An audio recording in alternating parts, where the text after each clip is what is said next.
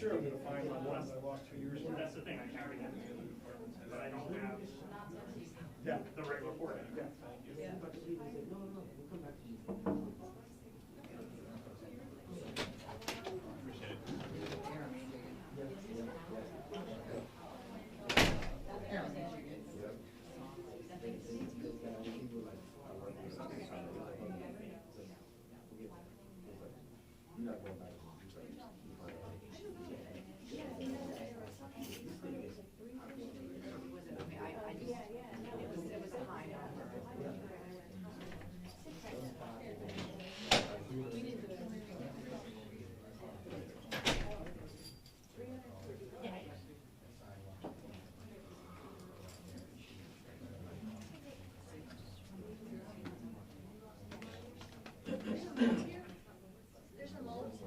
Oh, there is? Yeah, there wasn't supposed to be. Yeah. And now there is.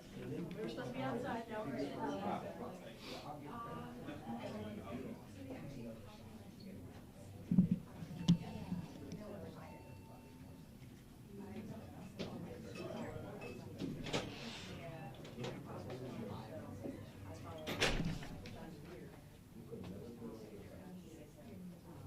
Where'd you get the shots of the fire from? On the other side.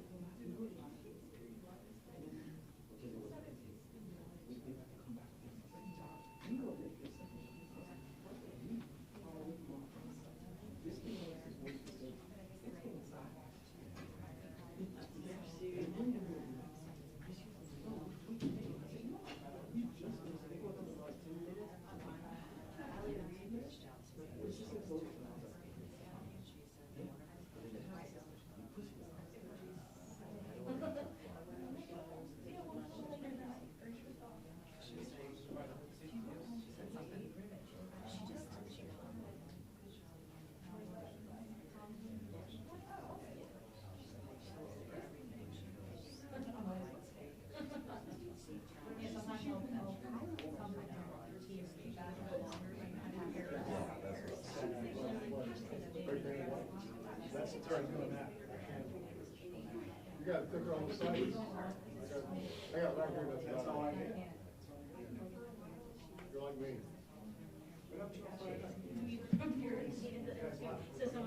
We went in search of the shelter. You took off the shelter.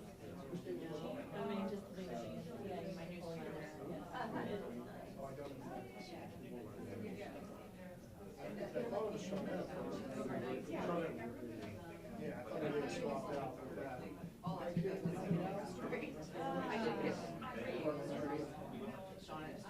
Tell Tommy. Twice I tried to help him do some kind of.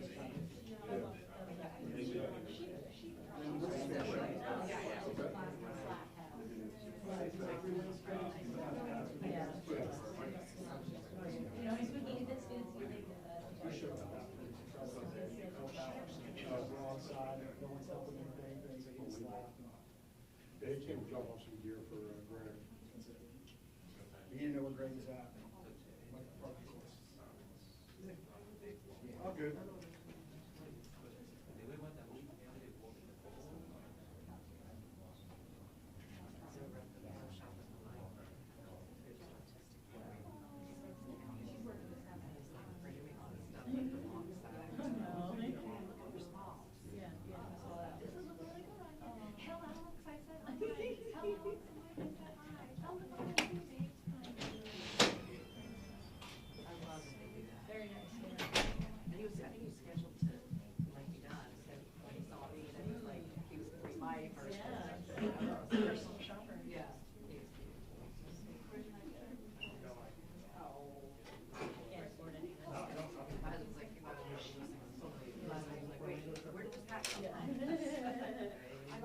I'm done, I'm done. Everything's usually last day. I usually want everything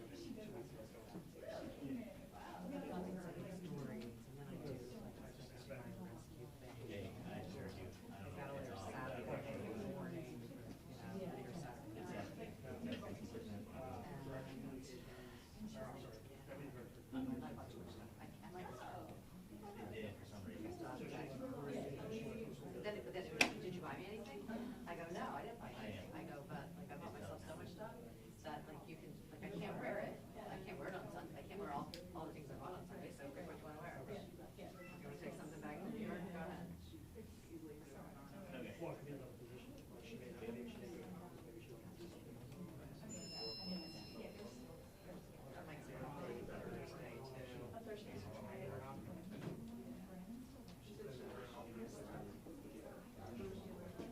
She was at 3 for a long time. And then she went to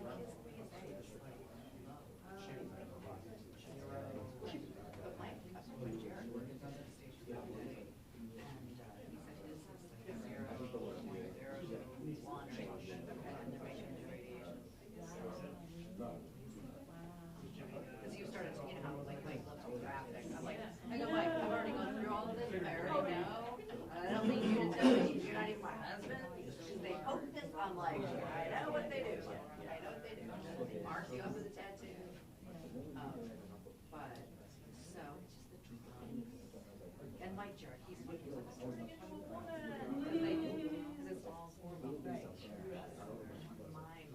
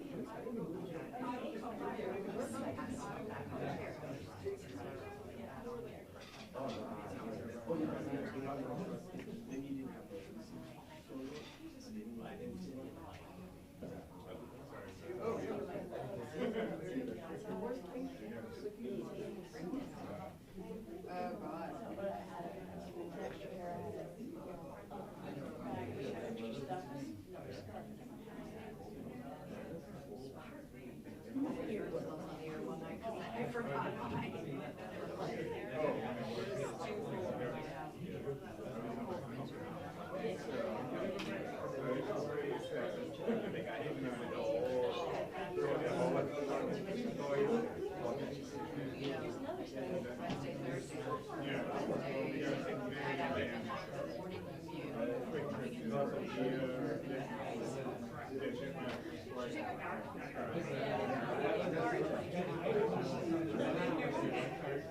You should like try not to have to come in Thursday and see if you can be out first.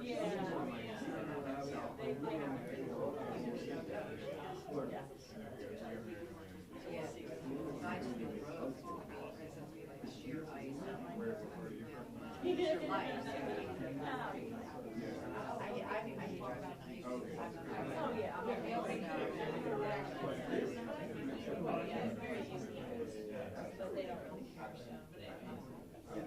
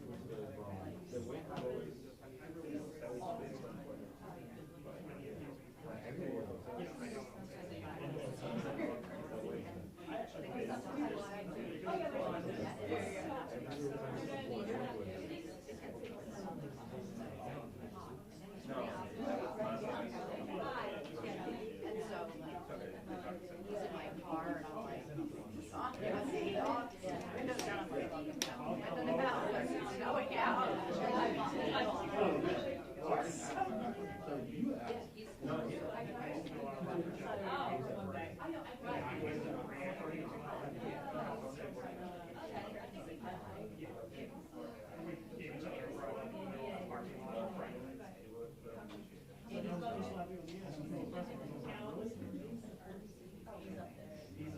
Yeah, I wasn't sure.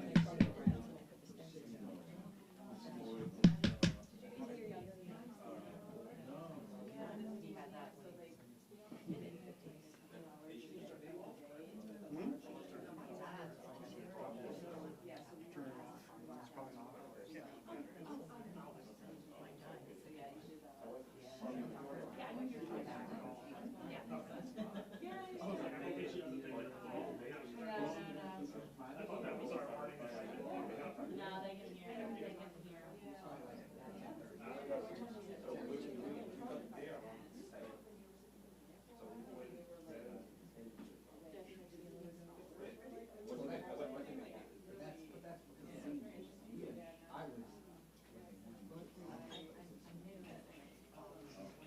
They turned it off. They turned it off. They don't want to.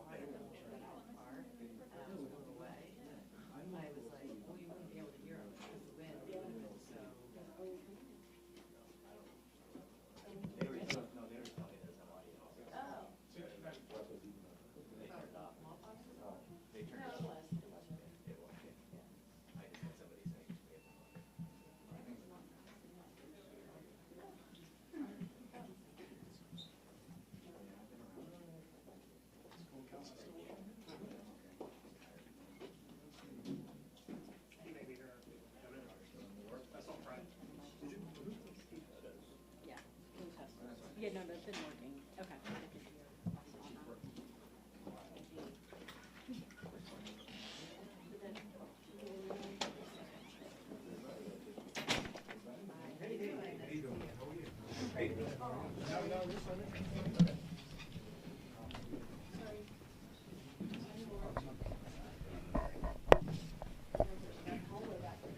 It's your house. You definitely stay over here.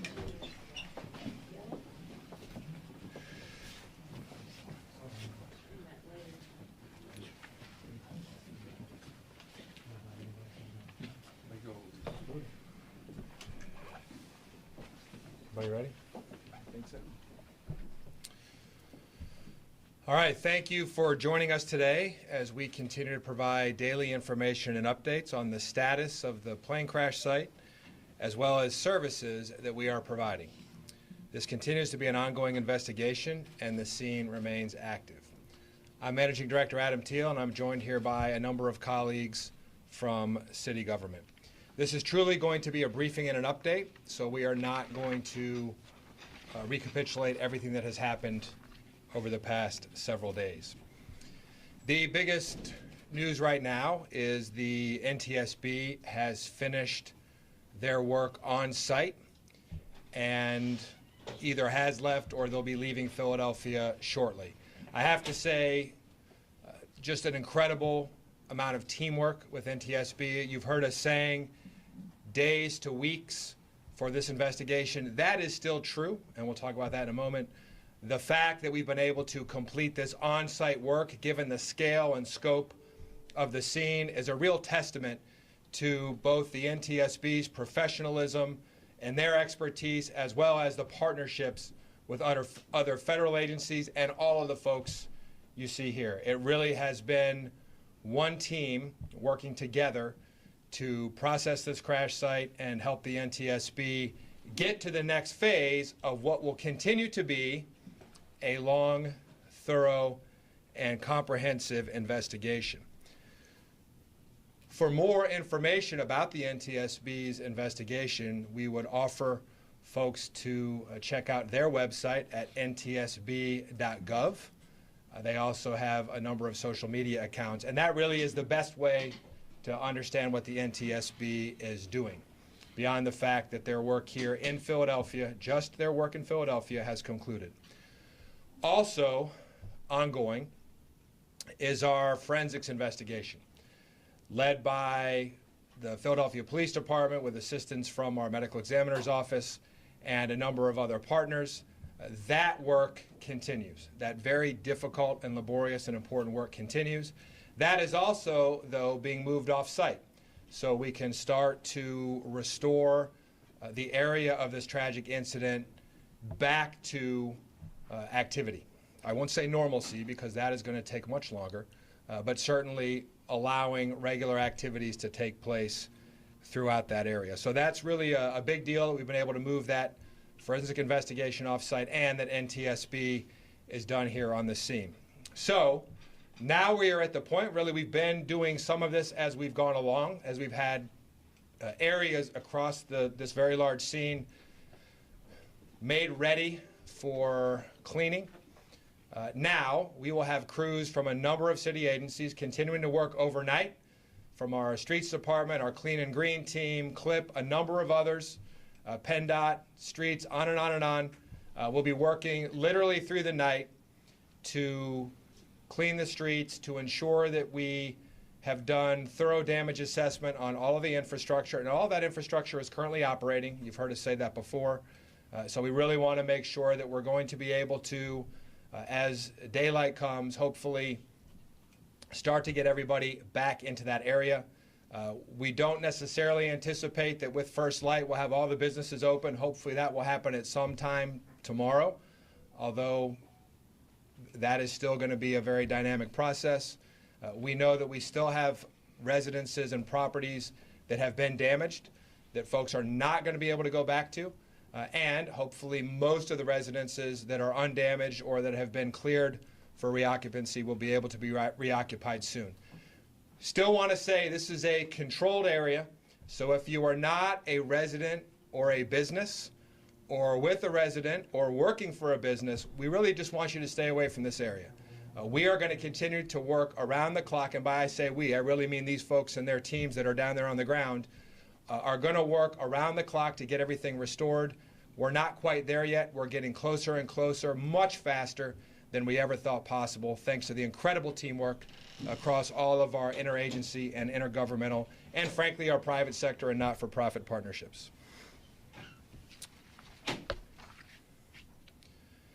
Our L&I Emergency Services team, with assistance from the Fire Department, our Urban Search and Rescue Task Force, PPD's Community Outreach teams, our Department of Commerce teams, everybody has been in that area, continuing to go through the area, checking the structural integrity of all the properties, businesses, residences, etc., and they are continuing to secure and seal properties that are damaged. So that work also continues. We are working hard and going to continue to work hard so we can get things restored, and that will be very soon. I'm going to ask Director Morales, OEM Director Morales, to talk about the shelter status, the status of our shelter at Fells High School. And most importantly, I want to make sure that everybody knows about our community town hall that will take place Wednesday, tomorrow, February 5th at 7 p.m. at Souls Cone Elementary School. That's 7001 Horrocks Street in Philadelphia. There, the Parker administration will provide more information about the crash to residents, along with links to services and outreach tables for what folks might need in that area as we try to bring it back. And I know we will bring it back because we know this is a strong and resilient city. We know that our Northeast is strong and resilient as well. This is still going to be a long process. Director Morales, a brief note about the shelter status. Thank you, Managing Director. Yeah, just one brief update and then one reminder. Working with our partners at the American Red Cross and the School District of Philadelphia and the Salvation Army, we're glad to announce that the 2 households that were being served at the Samuel Fells High School are being serviced another way, which allows us to close the shelter as of 6 p.m. tonight. And so services remain for anybody who has been impacted by this. They can contact 1-800-RED Cross. But we will not physically be at Samuel Fells High School as of 6 p.m. tonight, which is a good thing. It means we are entering kind of a more medium to long-term phase and able to really meet individuals' needs. The reminder is as updates about resources change, you heard a lot of, we have a lot of optimism about what could be back tomorrow. We encourage everyone to sign up for Recover PHL, the city's text message service. You can text RECOVER PHL to 888-777. We're pushing text messages to all of those subscribers daily and pointing them back to the city's blog, which is being kept live as well. Thank you.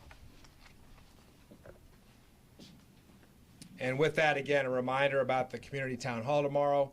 We will take a few questions and hopefully not ones that we've answered several times in the past. I know you're working really hard to get everyone back into their homes. Any idea how many people were displaced? Well, we do have an idea how many people were displaced. Yeah, certainly. So there have been about 4 separate damage assessment efforts intentionally for very different reasons. And what that means is 4 separate concerted efforts of teams, not individual teams, to walk every block and to look at every individual property involved. The number of properties that were looked at as a part of kind of that zone was 366. And now, what is a household? That's a question that I won't say is impossible to define, but isn't quite a number that we can articulate. But as far as individual properties that have been a part of this zone for this entire time, about 366 is our universe. Is that residences It's a mix. and businesses both? The FOP says some officers were reporting trouble breathing and issues with their eyes who have responded to the scene. Can you discuss that? Is that something the city will help out with?